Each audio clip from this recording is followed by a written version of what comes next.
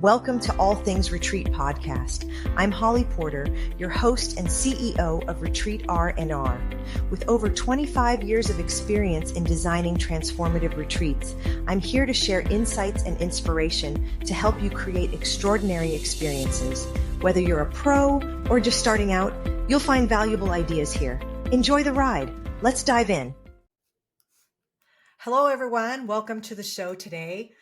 Linda Schwader and I are going to be having a great conversation, and I'd like to read a little bio on her before we get started. She is the heart and soul behind Live Your Legacy and the creator of Visioneering. Dream it, design it, and do it. She's passionate about helping women create a life of purpose, meaning, and fulfillment through her classes, retreats, and coaching. Both of them are online and in person. As an international speaker, author, and coach, Linda has a gift for helping women uncover why their life matters and empowering them to do what they love most in a way only they can. Love that. Get ready, because today's all about dreaming big and designing the life that you've always wanted. Okay. Hi, Linda. Hi, how are you today? I'm good. So we've known each other for a few years. We were trying to figure out how many, but a lot. Right. Many, right? We met through eWomen Network. It's an international national networking group, right? Right. Anyway, so I've always just loved Linda's energy, and I know she's been doing retreat things for a lot of years. And when I started the podcast, she was on my list of guests that we definitely want to have on here. So what's awesome about Linda is she is great at sales. And so many of us don't want to come across being salesy, spammy, and yet we need to have a good, energetic way to close our guests and get them to come to our retreats. So we're going to be talking a little bit about that, and she's brilliant on those kinds of things. So first, I want to know, Linda, how you got started in sales. Oh gosh, I was in college and I needed to pay my way through school. And I saw a sign that said, make $2,000 or $2,500 this summer, which seemed like an enormous amount of money for me at that time. And I found out it was selling books door to door. And that's how I never planned on going in sales, but I needed the money to pay for college. And then through that, I paid my way through college. And then I started recruiting, which is also sales. Recruiting is sales. And I think that now that I'm with Retreat World, that I take that recruiting mentality. You know, when I recruited, the reason why I did so well with recruiting is because I believed so strongly in what it was, that how people's lives would change if they went out and sold books. You know, we're in college, we get to travel, we get to pay for school, we get to go on, trips that we win. I just believed in it so strongly. So it was easy for me to recruit. And now the same happens with retreats, is I believe really strongly in the transformational part, that somebody that's going to come on a retreat with me is going to come there. I just really believe strongly that they're going to come out a different person, the same person, but something's going to be uncovered or unstuck or revealed that they've been hiding or maybe didn't know. And I just believe so strongly in that. So I do look at it as I'm recruiting them to come on my team, but not recruiting in the, like a headhunter recruiter. Sure. Just that's what I look at. That's what I think about. And I say better's better. There's never wrong with anything about better being better. That's right. That's right. So can you think of a memorable experience or a story maybe that maybe shaped your approach and how you're doing things now? I think probably actually the reverse of, not so much of me making a sale, but people making sales to me. Oh, okay. When I started in the sales world, it was a long time ago. I'm not real young. And so therefore, it was really a man's world. And so we were taught how to sell, like in the 80s, Tom Hopkins was big. And Tom Hopkins, if people sell like Tom Hopkins now, and I saw somebody do that recently, it's like, that is so old school, because then it was like the hard close and the hard this and the hard that. And what I learned, I became a certified trainer in integrity systems, and integrity systems as a program about selling. It's called integrity selling. And what they teach is that it's 80% listening. Most people think sales is all about talking and talking people into Yeah. things, but what they teach, and when I was teaching, I was teaching people about sales. Um, it's 80% listening, because if you ask the right questions and you listen, and then based on their answers, you listen some more, then when it comes time for you to present what it is that you're selling or offering, or your service or your product or whatever it is, then you've listened to them. You know exactly what they liked about something, didn't like, what they want, what they don't want. So you can take what you have and guide it to be what you know answers their questions, because you've already listened to them. Yeah. I think it's like people that take if they're just going to do all the talking and selling, it's Yeah. like taking a gun that's just the automatic, blah, blah, blah, blah, blah, blah, blah. Right. They're shooting, just trying to hope that something hits. Yep. And if people don't like that, then they get defenses up and they don't listen to you because you haven't been listening to them. So I think listening is really one of the most important things in sales. And when you do it online, do you take notes while they're talking to help you? You're talking about like if we're going to do a Zoom. Hmm. Yeah, I always take notes. And Yeah. so I would say that I hope you don't mind if I take notes, but this helps me make sure that I get everything right. Right. And then sometimes I will repeat. Now, can I repeat what you just said? Because I thought that was really good, or something like that. So I'm showing them that I'm actually taking notes and repeating what they're saying. I I don't notice repeat it. people are surprised when you repeat it back to them and you actually got it. And they're like, oh, I said that? You're like, I wrote it down word for word. I mean, they get surprised at what they Yeah. say. And it's nice to be able to use their own languaging with them Yeah. to help. And that to me, when you say, I hope you don't mind, if it's okay if I write a Yeah. few notes, because um, then it's showing that you're interested, and it's Right. powerful because you're listening to them. Most And people if don't you're going to focus. record, make sure you ask for permission. Absolutely. Yeah. Most of the time now, I mean, I don't know, but Zoom, if you're using Zoom, Yeah. it says it's okay, you're being recorded. You can't Yes. sneaky record. Yeah. But there's a lot of apps that have AI that'll record people. Well, So, yeah, that's true too. I No, always ask in for integrity, you would always ask them. absolutely. Okay, so speaking of integrity and trust was my next question. What's your go-to, maybe if you have a method for building trust with potential clients? Well, so for any reason, or just to go on retreats? I think just for any, it would apply. Don't you think it would apply for any Yeah, kind but of how I approach people with retreats is usually not the same as just like if I was going to go on an online program. Online Okay, program, they might not know me very much, and they're not investing as much in their time and their money. Whereas a retreat, they're investing, like the one that I have coming up is 6 days. It's international, right? and so we're talking deeper pockets, deeper, their commitment of time and all Hmm. this kind of stuff. And so I think that people have to experience you in some way. They've either bought some program with you, they've been on a conversation with you, Yeah, they've interacted with you in some way.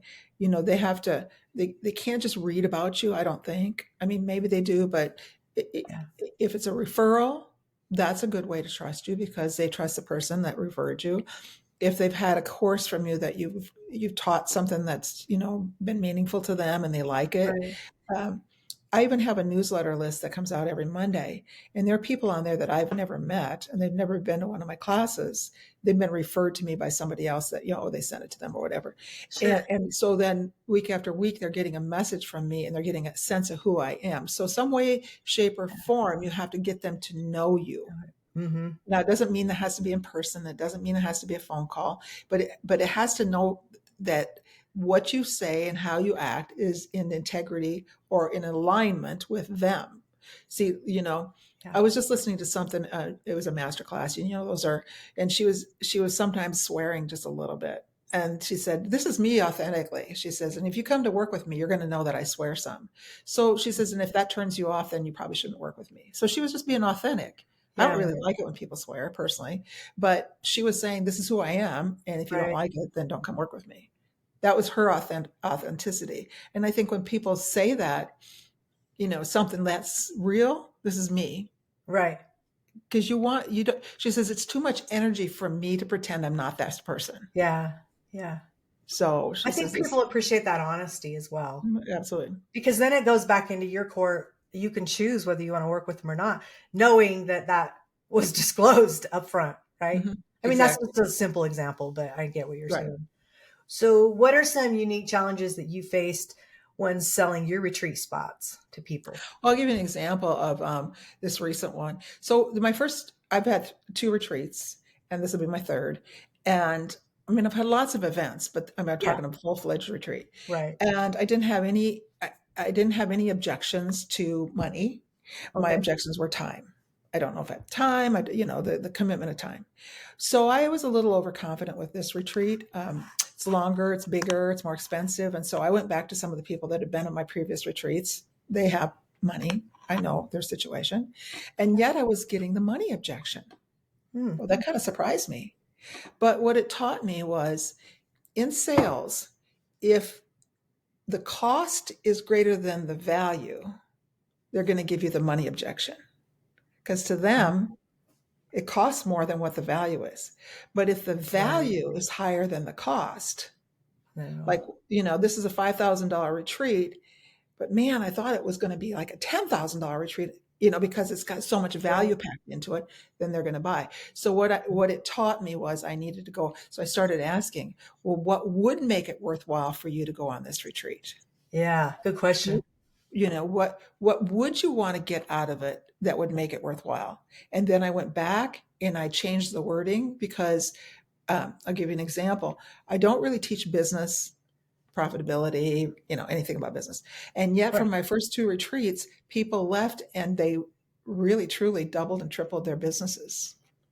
Well, it came from the clarity that they got, the Huh? purposes that they got, that something that they got from the retreat came back and it would energize them in their business. Nice. So I wasn't putting any of that into the verbiage for this retreat. So they said, well, if I had more business stuff, I would probably come to the retreat. Bing, bing, bing. I went back and I started putting more business stuff. I'm Yeah. not teaching business, but I'm just Right. saying with clarity, you will increase your business. With purpose, you will know why you're doing it and you're going to be more aligned. And so I can't remember exactly your question, but basically by listening to what they said when Mhm. they were giving me objection and Yeah. taking that information, I could change not only, my landing page, but change what I was talking to people about so that it Right. was so I was listening to them is what I'm saying, and then changed It how I really market. all goes back to that in the end. It Mhm. is about listening and Mhm. repeating what you heard to make sure that's what they said or that's what they meant Right, as well. right. So, what are your top strategies for creating urgency without feeling pushy? Well, that's a good that's a good one. Well, depending on what your retreat is, like one thing that we have is there's just a few spots that if you want a room by yourself, then you need to get going because those Yeah. will be taken up Oh, fast. yeah. That's a great example. Otherwise you're sharing, there's two beds in the room, but you Yeah. might not want to be sharing because there are people you might not know or something. Some people want their own room. So that's one urgency is just a natural, if you better get in first because otherwise you're going to take what's left over. Right. And then there's always the early bird price. There's an early bird. You set that. It's, give them time to get something off. Yep. And I've also learned that you can have the early bird and then the early bird and then the regular Yeah. price. So Right. there's different, Or depending how long. extend the early bird. You can always Yeah, do an yeah. extension. Yeah. Um, Another thing that I've done is I've asked people that have enrolled, and I say, if you bring a friend, we're past the early bird, and Right. if you bring a friend, I will honor the early bird for your friend because that way I don't have to market to that person. They're bringing somebody to me. Yeah. Right. So then I honor the early bird. And the urgency, I mentioned this to you earlier, you can't let my urgency become their urgency because they have, all you can do is you can keep Yeah. talking to them. One of the things I've also learned is to tell people why you want them on the retreat. Hmm. Holly, I thought of you as one of the first people to come to the retreat, and here's why. That you and I, blah, blah, blah, you're Yeah. this. Yeah, I thought of you immediately because, and I tell the people why I would really like them at the retreat. Yeah. And so if I I know love that. them, you know, Well, and if you know some others that are coming, I think it's always nice to say, Oh, you'll really love a couple of the other Oh, women absolutely. that are going to be joining us. I really feel like your energies will mix well, and yeah, because I've talked to a lot of people. You can have one person that kind of runs it for a lot of people at a retreat, and I think that's where we'll have podcasts on contracts and things like that. That if somebody comes and they're a troublemaker, they can be asked to leave on their own expense and no refund. And I think there's just not to be mean, but you don't want to ruin your other guest experiences by somebody coming there with their trash, whatever, right? I have somebody else that does grief. And she said the one question I asked them before I even want them there is, are you ready to let go? Because if Mhm. they're not, she does not want them there with other people that are ready to let go their grief. Right. Um, There's stages of grief, and if they're too fresh into it, and yeah, then you have somebody that's ready to let go, it's that's tough. like a spectrum that's way different from each other, you know. Yeah. So I think it's just every retreat's so different because of the different guests that are Mhm, there and the different energies that they bring to mhm, it, for mhm. sure. Um, so let's see what else I want to ask you here. When you start a sales conversation, especially like in your retreat, so you get somebody on a Zoom or on the phone that wants to talk to you about coming to your retreat, how do you start that? Well, it depends on, so if it's like I went to a networking thing and mentioned about the retreats. And then some people, I say, how many of you would like to know more information? I have a barcode or whatever. And they raise their hands. Now I notice who those people are. Then I'm going to reach out to them. Then I set up a time to talk. So they know it's about the retreat already. Yeah. Okay. So so it's not a surprise what I'm going to be talking to Right. them. Right. you know Now I did reach out to all the people that came to my other retreats, and I started out with, because you were at my other retreat, I wanted to run this by you. And I'm very upfront. I'm just like, we can talk about other things too, but I also want to talk about the retreat. you know and Right. um and so, to me, the start of talking to them about the retreat is not what's hard. What I've learned is that, say you and I have a conversation. Now, let's say you haven't seen the website. You're going to look at my landing page. You want to read through it. And of course you do, and I want you to. Yeah. But I say, okay, well, let's circle around, next week sometime I'll give you a call. Well, sometime next week is like too vague. Then I call, you're not there. Then you don't call back. Right. Now you don't know how much I should call you, the whole thing. So always make sure, I learned this a long time ago, bam, fam, book a meeting from a meeting. So Yes, okay, absolutely. what day next week would be good for me what will give you time to look at this? Mhm. I don't, there's no, I never use the word pressure because that puts the wrong word in there. I'm going to say, I'm not asking you to pull the trigger, Yeah. but I am going to call back and see what questions you have. Yeah. So that relieves them of, oh, she wants a decision by next Wednesday. No, I don't want a decision. I want to move them along. Like what they say, if you have a hose and you got something going through that hose, you're just trying to move them along that hose Yeah. along the way so that they come out the other end. You Yeah. can't, here, I'm going to talk to you today. You're going to look at the website. Now you're out the hose. No, that's not usually the way it works. You see. So, Can't help them if there's kinks in it unless you talk to yeah. them. So I want to talk to you just because I want to see what questions. And then, oh, by the way, you know what? I have another video I can send you. I didn't send you that video, did I?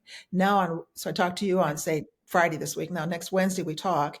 And then now I see what questions you have. You know what? I've been so busy. I haven't even really had a chance to look at it. Okay, well, blah, blah, blah. Or let's say you have, and you have a couple questions. Then I say, well, I want to send you something else that would be, but I'm going to find out where you are in that hose. Right. You moved here, or you moved here, you moved here. Yeah. Or like, you know what, I'm considering it, but my husband's been gone for 2 weeks and I'm coming home this weekend. We're going to talk about it, whatever it is. Then I go through and talk about, well, how are you going to present this to your husband? Yes. Love I that. learned, I learned before that, and this is how I say it. So Kathy, she's my neighbor, and she said, this is what she said. I got to talk to my husband. And I said, so when John comes home, I said, are you going to ask his permission or are you asking for his support?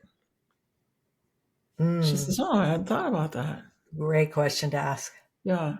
She says, I guess kind of permission but then again, I said, well, do you usually make the decisions about where you're going to travel to and do the kinds of things? She says, no, she makes her decisions. I know that. So Helps she to does know things that. without him knowing because I've done things to help her so that he doesn't know. I love it.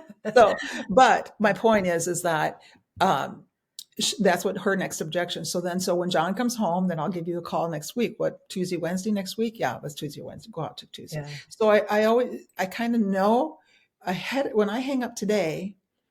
I might talk to Kathy in the meantime, but she hasn't talked to John. So I'm not going to bring up the retreat till when I say that we're going to talk about the retreat. Okay. I love that. So wrapping up, if you could give one piece of advice to somebody that's struggling to sell their retreat, what would it be? Well, I think I mentioned this to you earlier. I'm going to say, take the word sales out, because a lot of times people don't see themselves as a sales, and then I think they're selling their people, and they have a disconnect, and they don't feel in alignment with sales. And look at the enrollment part. You are enrolling people into a new vision, a vision, a transformation. You're enrolling them into themselves, into doing something that's going to move their life forward. Whatever kind of retreat you're going to have. Yeah. What I love about the retreat business is that these are people that aren't sitting there with a beer watching TV and they just like, well, life is just what it is. They're people that want to do something with their life and they want to move forward. And so if you look at it that you're not selling them, but you're enrolling them into your vision and their vision, then you can get excited about that. You're just sharing your excitement. Absolutely. And enroll them in your vision. What's one more thing you could say to keep somebody motivated, maybe that's struggling to fill their retreat right now? I believe that depending how close it is, I had my first retreat, I had 6 people and it was like 2 weeks away. And that's when I came up with the idea to go back and say, can you bring your friend? And I'll honor the first one. And they got 4 more people. Wow. So no matter what it is, there's somebody out there that if you keep just asking people for referrals and you keep going, that you're going to get, if you don't hit your goal exactly, you're going to come close. I love it.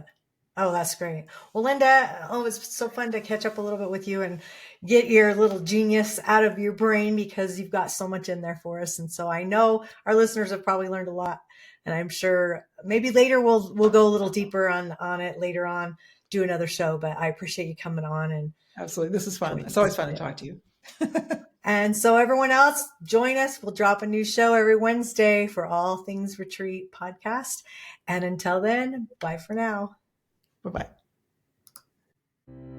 Thanks for joining us on this episode of All Things Retreat. We hope you're leaving with new ideas, fresh inspiration, and the motivation to take your retreats to the next level. Don't forget to subscribe and leave us a review. It helps us grow and reach more retreat leaders like you. And if you have any questions, topics you'd like us to cover, or just want to say hello, send us an email at info@weretreatrnr.com. Follow us on social media to stay connected and catch all the latest updates. Until next time, remember, great retreats start with great intentions. Let's make them extraordinary, one step at a time.